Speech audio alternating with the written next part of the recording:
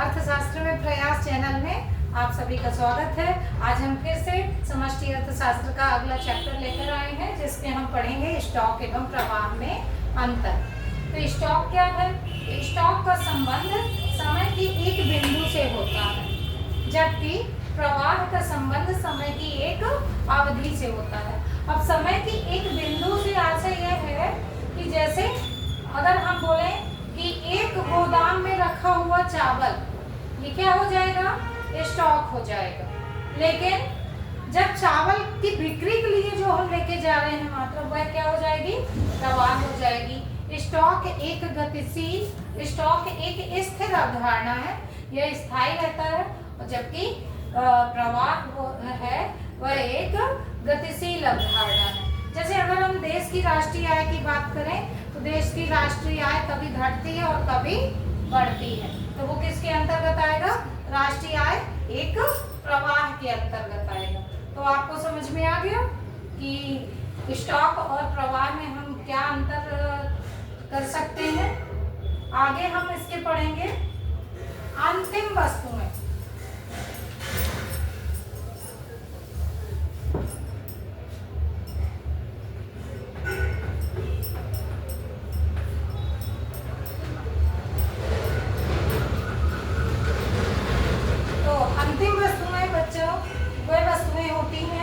जो उत्पादन की प्रक्रिया से बाहर हो जाती है, यानी फिर सीधे उसका प्रयोग मनुष्य अपनी आवश्यकताओं की पूर्ति के लिए, उपभोग के लिए करता है, तो वो क्या कहलाती हैं? अंतिम वस्तुएं या सेवाएं कहलाती हैं। और राष्ट्रीय आय में हम अंतिम वस्तुओं एवं सेवाओं के मूल्य को भी शामिल करते हैं। आगे जो हमारा चैप्टर है राष्ट्रीय आय लेखांकन, तो उसमें भी हम ये अंतिम वस्तुओं का बार बार लिख आएगा। तो इस पे हम ये जानेंगे कि पहली तो है उपभोग वस्तुएं। उपभोग वस्तुएं क्या कहलाती हैं? उपभोग वस्तुएं वे वस्तुएं हैं जो व्यक्ति अपने उपभोग के लिए या अपनी आवश्यकता की पूर्ति के लिए प्रयोग करता है। ठीक है। पूंजीगत वस्तुएं क्या कहलाती हैं?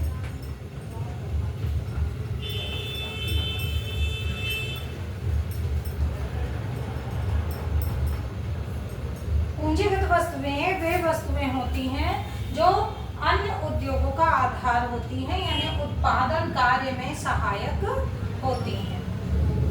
हम एक और पढ़ेंगे मध्यवर्ती वस्तु। मध्यवर्ती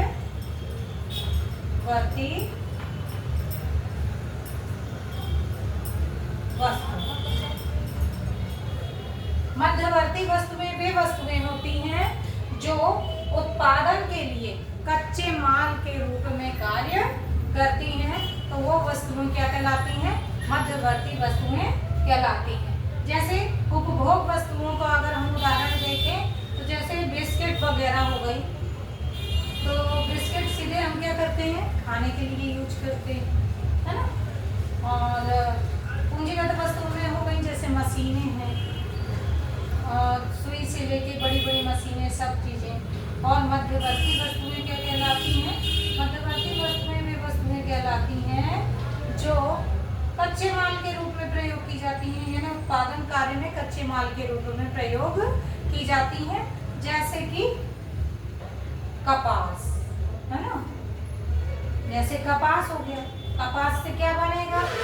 कपास से धागा बनेगा, धागे से क्या बनेगा? फिर कपड़ा बनेगा। तो ये क्या कहलाएगी? मध्यवर्ती वस्तु कहलाएगी। जैसे आटे से ब्रेड बनता है और ब्रेड से अन्य चीजें, तो जो उपभोग वस्तु हो गई वो क्या हो गई? ब्रेड। अब हम घर पर कुछ भी बनाते रहें इससे, उससे मतलब नहीं है, हम इसे बेचने के लिए नहीं रख रहे हैं, हम क्या कर रहे हैं? उसे उपभोग में ले रहे हैं। ठीक है। तो आपको इतना समझ में आ गया होगा, आगे फिर ऐसे ही पढ़ते रहेंगे। Okay, bye.